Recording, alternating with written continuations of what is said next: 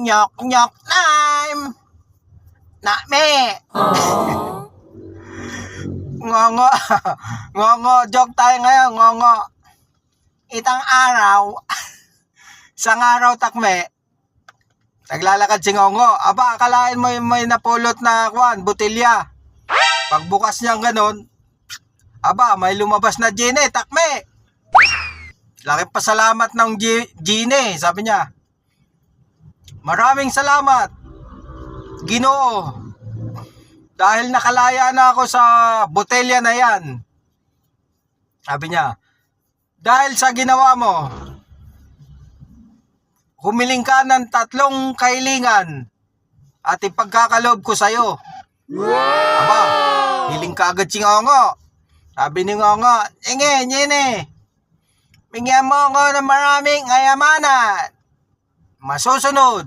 Sabi ng Gine, binigyan maraming kayamanan, takme, may kotse, magandang bahay. Pangalawang hiling, sabi niya, magandang asawa. Binigyan siya ng magandang asawa, takme, ang ganda. Sabi niya, Amang, meron ka pang isang kahilingan. Siguraduhin mo na tama ang hihilingin mong kahilingan kasi hindi na yan may babalik kapag ikaw ay nakahiling na. Sabi ni Ngongo, aba, siyempre. Sabi niya, ito ang aking kahilingan. Gawin mo kong mogi. Sabi niya. Sabi ni Gine, masusunod. Ting!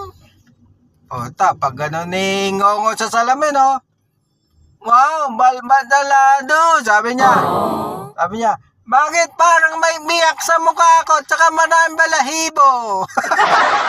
Sabi ni Gine, takme. Abay, sabi mo, ang hiling mo gawin kitang puke. Ayan. Nasunod ang kailingan mo.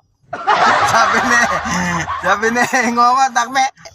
Pongi, hindi pogi.